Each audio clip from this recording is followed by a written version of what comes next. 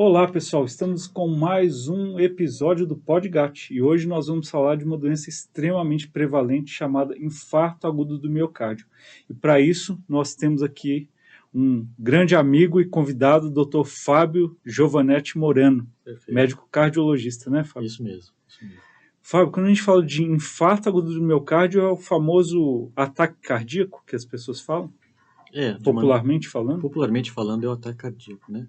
O infarto agudo de miocárdio, ele tem bastante relevância, bastante importância, porque a maior causa de morte hoje em dia, em qualquer país do mundo, né, são as doenças cardiovasculares. E dentre as doenças cardiovasculares, a mais incidente são os quadros de isquemia coronariana, dentre elas o infarto agudo do miocárdio. A outra doença cardiovascular que eu poderia citar aí seria o acidente vascular cerebral, que é o AVC. Né? Isso, temos Tá. AVC também, que faz parte de uma isquemia, mas uma isquemia cerebral, né? Quando se fala em isquemia, para o leigo entender o que seria de fato uma isquemia no coração? Uma isquemia seria, por algum motivo, na maioria das vezes, uma obstrução total ou parcial da artéria coronariana, que falta o suprimento de sangue, que leva tanto nutrientes como oxigênio para a musculatura cardíaca, né? Então, esse sofrimento, essa falta de irrigação sanguínea, causa a isquemia, causa o sofrimento da musculatura, que pode levar ao óbito dessa musculatura, né? Quando essa obstrução, quer dizer, o sangue não chega nutrientes, oxigênio, que é a fonte de energia para essas células. Né? Isso, daí o coração, como uma das principais funções do coração é a contratilidade, né, é o bombeamento de sangue, o coração começa a sofrer. E sem bombeamento de sangue, você não tem também a distribuição de sangue para os outros órgãos, né? Então isso acaba se tornando uma coisa geral para o organismo, né? Um prejuízo geral. E quando se fala num infarto, que é uma doença altamente prevalente, acontece bastante, quais são os sinais e sintomas que se deve observar para falar, olha, possivelmente pode ser um infarto? Olha, a causa mais comum, o sintoma mais comum do infarto é a dor torácica, né? É a dor torácica, uma dor retroesternal ou uma dor na região precordial, que é do lado esquerdo do peito. Essa dor normalmente é uma dor de forte intensidade. Ela pode acontecer de maneira súbita, né? É uma dor que pode ser tanto em aperto como uma dor que pode ser em queimação. E essa dor pode se radiar para vários locais. O principal, o mais conhecido, é para os membros superiores, principalmente o membro superior esquerdo, mas pode radiar para o queixo, pode radiar para a região do epigastro, né, que é a parte superior do abdômen, pode radiar para o dorso, né? E além disso, ela sempre vem junto com sinais e sintomas que a gente chama de sinais e sintomas adrenérgicos, ou seja, pode apresentar taquicardia, sudorese, palidez cutânea, náusea, enjoo. Então, se você pega um paciente ou uma pessoa que está com dor torácica de forte intensidade e junto a isso ela tem bastante fatores de risco, né, você começa a desconfiar de um paciente que está tendo uma síndrome coronariana aguda, né, dentro da síndrome coronariana aguda, infarto agudo do miocárdio. Poderia ser angina, por exemplo, só dor. Né? Sim, sim, Tá. sim. E esse paciente, a partir desse momento, ele está na residência ou no trabalho, fazendo alguma atividade física, que pode acontecer também.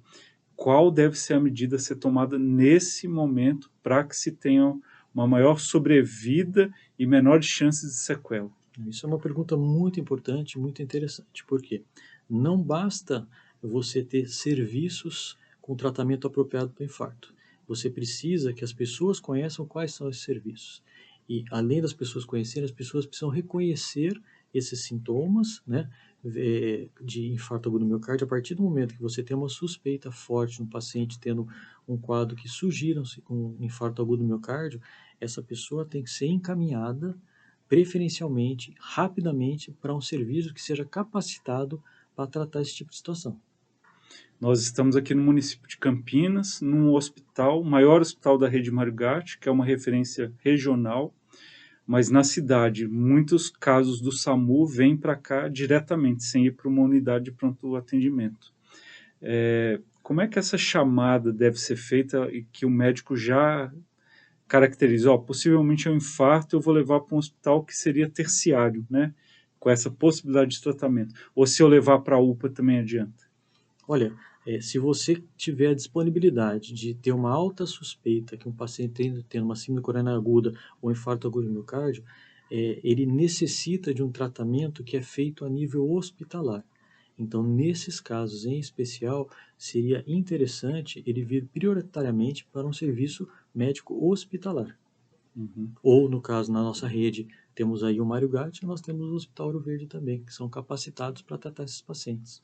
E a partir do momento que esse paciente entrou na sala de emergência, ou até numa sala de atendimento de baixa complexidade, mas ele é feita a triagem, esses sinais e sintomas adrenérgicos são observados, ele vai para uma classificação de risco para atendimento rápido. O que é feito a partir desse momento? Quais exames nós temos que lançar mão para que o diagnóstico seja feito de forma rápida e correta?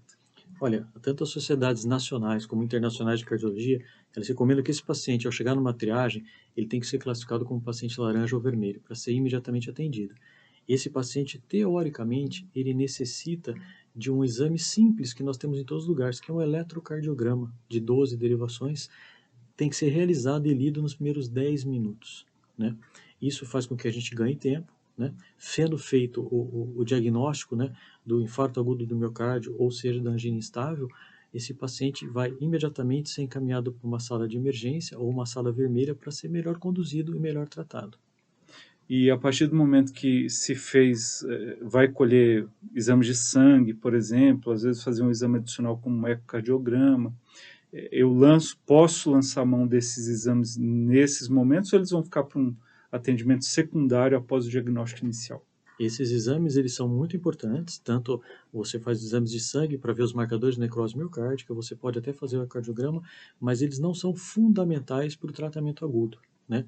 O tratamento agudo fundamental é o tempo. Então, o que se fala, o tempo é fundamental para você recuperar musculatura. Uhum. Fábio, eu vou entrar num tema um pouco mais específico, né, da medicina, mas acho que para o leigo também vai ser interessante. Nós temos o tempo, né, os tratamentos podem ser não duplos, mas você pode ter duas vertentes de tratamento, né? Ou a trombólise, remover esse trombo por meio de uma medicação, ou fazer o cateterismo com uma trombectomia. Posso dizer assim? Uma Pode, pode. trombectomia.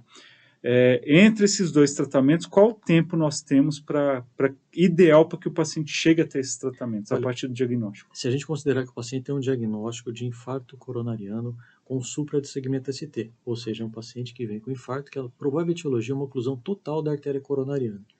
A gente precisa, depois do diagnóstico eletrocardiográfico, nós temos aí 10 minutos para decidir o que fazer. Então a gente tem duas opções. Nós temos o tratamento medicamentoso, né, que é feito por fibrinolíticos, são drogas que vão dissolver aí o trombo, ou nós temos o tratamento que é mecânico. Nós podemos, através de um exame muito parecido ao cateterismo, fazer de maneira percutânea, ou seja, por um catéter, a gente consegue fazer esse tratamento abrindo a artéria culpada. Nem todos os serviços têm o serviço de hemodinâmica para fazer o atendimento ou o tratamento mecânico. Então, na grande maioria das vezes, a gente vai lançar mão do tratamento químico. Quais são os tempos, né?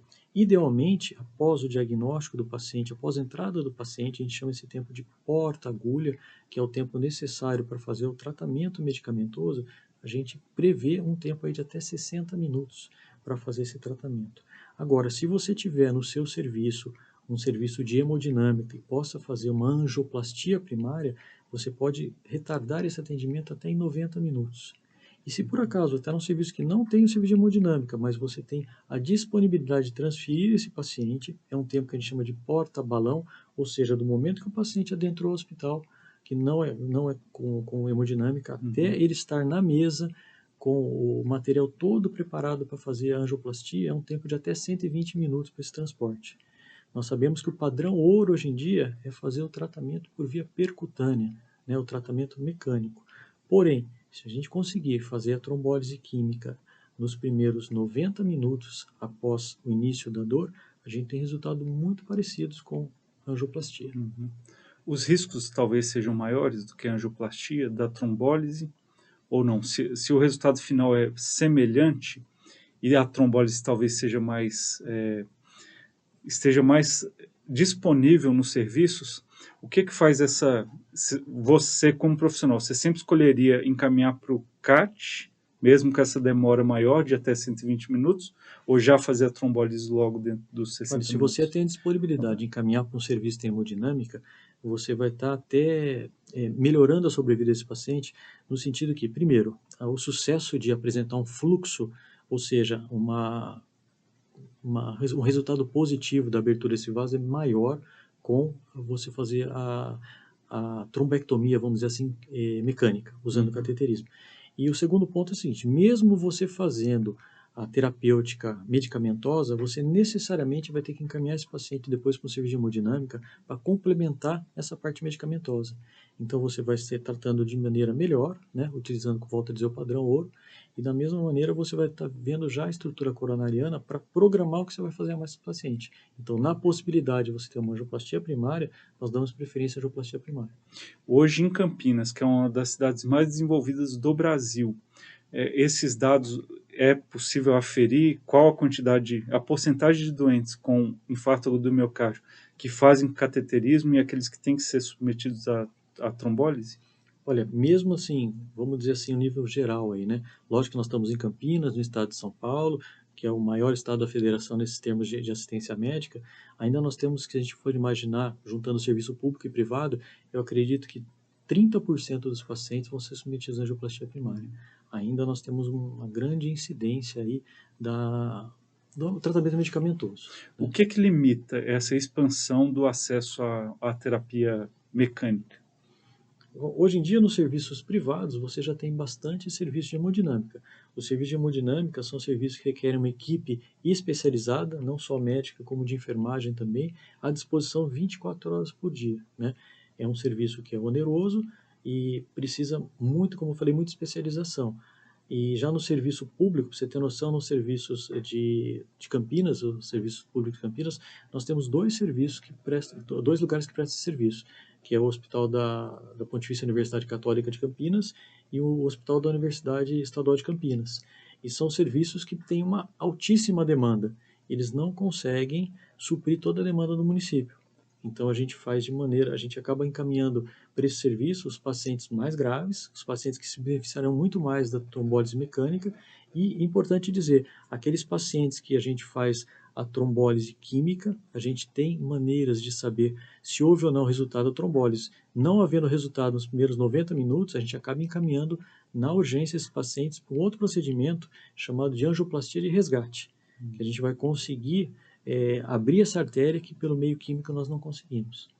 Que seria a persistência da dor, de Persistência alterações da dor, o do eletrocardiograma não diminui mais que 50%, serão praticamente a clínica e a alteração do eletrocardiograma. E a partir do momento que o paciente teve um infarto do miocárdio, as pessoas às vezes acham que é uma única artéria que irriga o coração inteiro. Mas são várias, né? Então é uma ou duas que estão afetadas e aquela região específica. E que vai necrosar ou haver uma lesão muscular importante. O que pode acontecer com esse coração pós um evento de infarto? Olha, o evento de infarto, ele sempre vai causar, como você mesmo falou, um dano a essa musculatura. Parte dessa musculatura não vai se recuperar, ou seja, ela não vai voltar a ter aquela função de contração. Ela acaba fibrosando, ela acaba cicatrizando, não tendo essa função. Esse paciente, dependendo da extensão do infarto, né, do atendimento e da gravidade, esse paciente ele pode evoluir no futuro com um quadro que a gente chama de insuficiência cardíaca, né?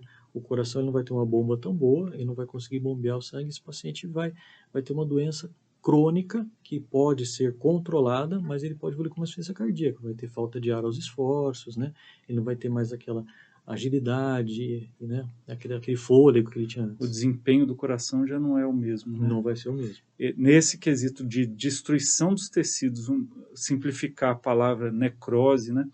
Ele pode ter uma suscetibilidade maior a arritmias? Sim, esses tecidos eles podem ter várias áreas de fibrose. Nós sabemos hoje em dia que áreas de fibrose no meio do músculo cardíaco são áreas arritmogênicas. E ele pode ter arritmia, e as arritmias, na grande maioria das vezes, são arritmias que a gente fala de benignas. Mas algumas vezes a arritmia pode ser de uma tal gravidade que ela pode se tornar maligna, levando a quadros graves. Né? Com a parada Com a cardiorrespiratória. parada cardíaca. Diante desses dados todos e da gravidade dessa doença, as possíveis sequelas e mortes que ela causa, o que os pacientes podem fazer para a prevenção do infarto agudo do miocárdio, das doenças coronarianas? No universo cardiológico, acho que a prevenção ainda, como dizem, é o melhor remédio, né? Então, assim, nós conhecemos os fatores de risco. A grande maioria deles, por enquanto, nós conhecemos, né? Então, a gente deve evitar esses fatores de risco e adicionar a isso uma vida mais saudável. Ou seja, a gente deve evitar fumar, a gente deve evitar o sobrepeso, a gente deve tratar a hipertensão arterial, nós devemos controlar muito bem a diabetes, tratar a dislipidemia, né?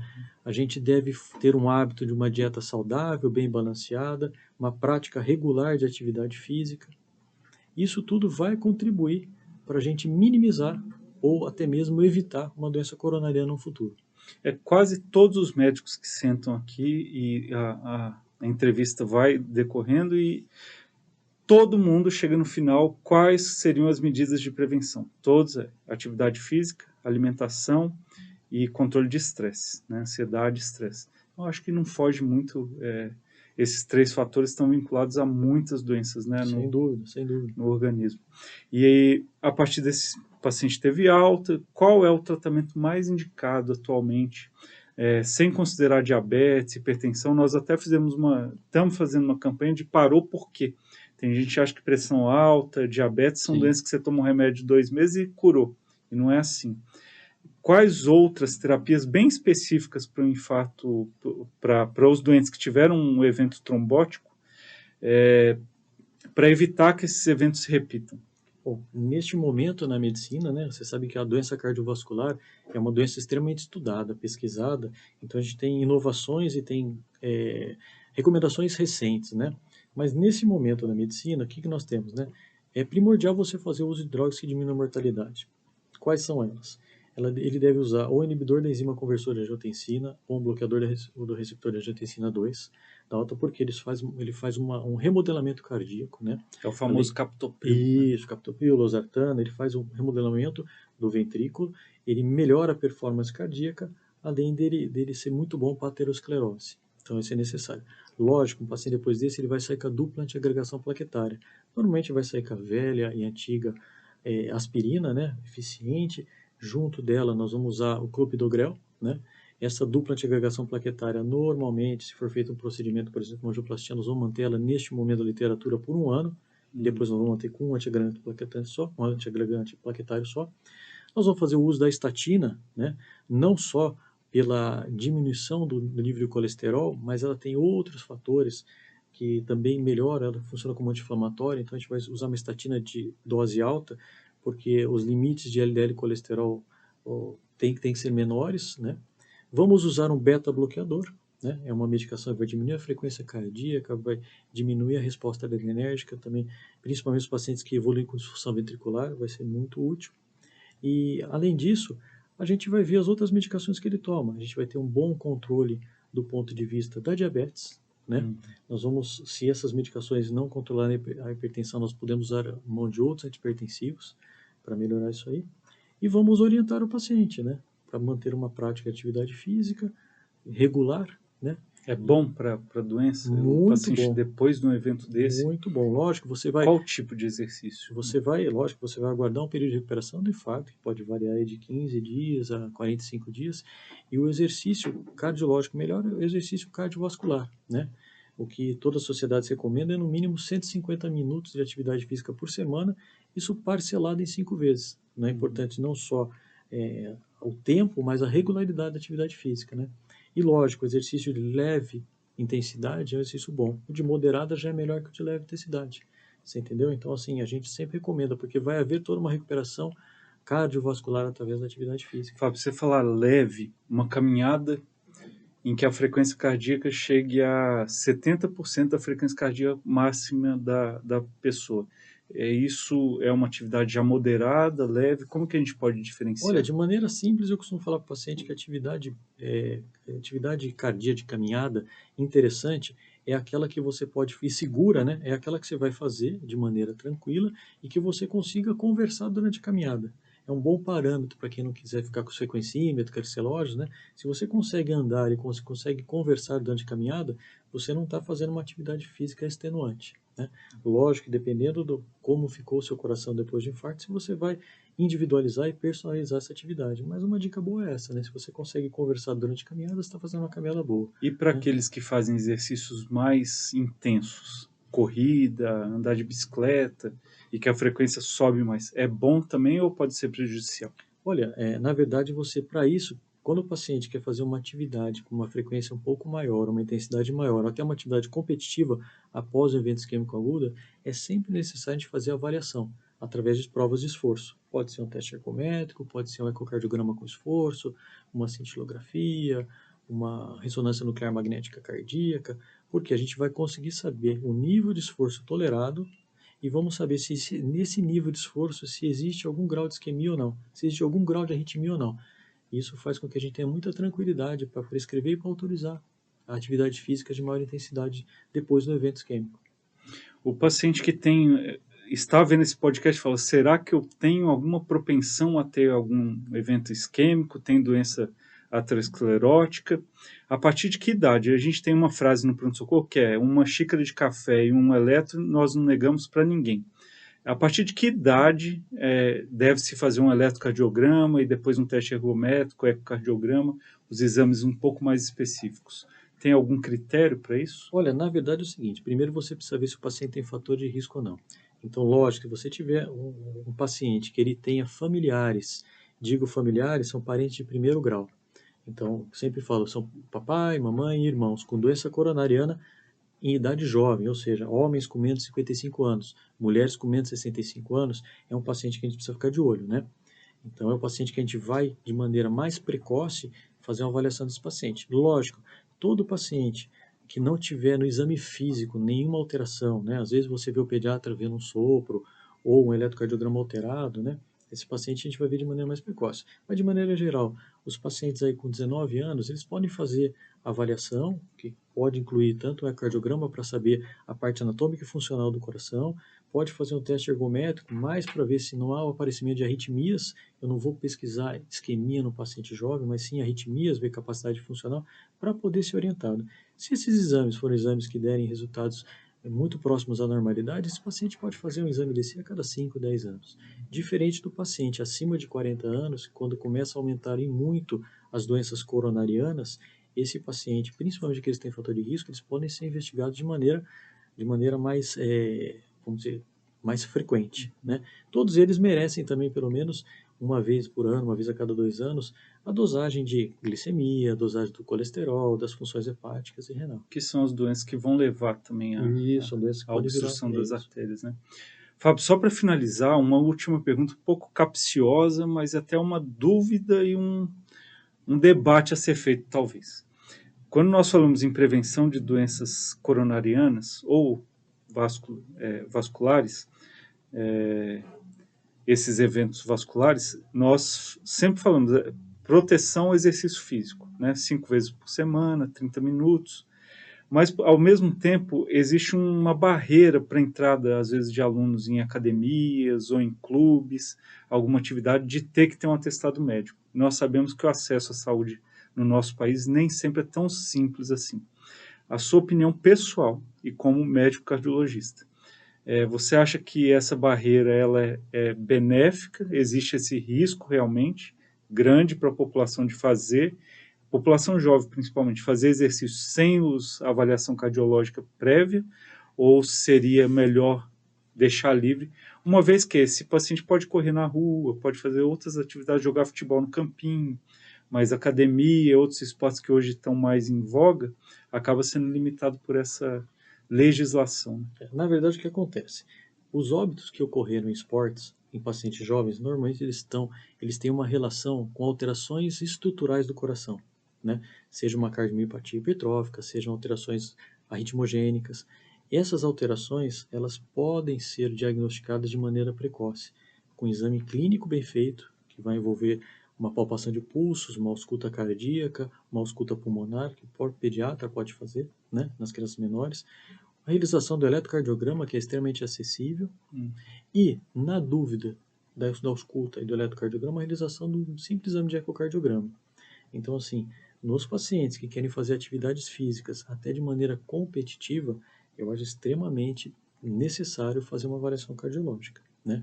Porém, se você vai fazer uma caminhada, uma coisa mais leve, eu não vejo uma necessidade tão grande, nesse rigor tão grande. O que eu costumo dizer uma frase para meus pacientes é o seguinte: você tem que ter medo de não estar fazendo atividade física, não de começar a fazer, né? Então, eu acho que assim, pacientes de alto risco ou pacientes que querem fazer uma atividade de maior intensidade ou até mesmo competitiva necessitam sim uma atividade. Agora, uma caminhada, uma atividade, um lazer assim de baixo impacto, eu acho que dá para fazer sem Só nenhum problema, vem para o bem da saúde, sem né? dúvida nenhuma. Fábio, muito obrigado, viu, pela sua presença. Está correria para lá e para cá, difícil de pegar para fazer entrevista, porque realmente você é muito solicitado aqui no hospital. Já foi meu chefe no pronto-socorro aqui, muitos anos, Muitos né? anos, muito Uma bom. honra trabalhar junto e aprender mais um pouco com você. Obrigado, viu, por Eu que ter vindo hoje. agradeço aí a oportunidade de estar falando um tema tão legal para mim, Relevante, né? relevante para a sociedade e importante para Muito todos nós. relevante.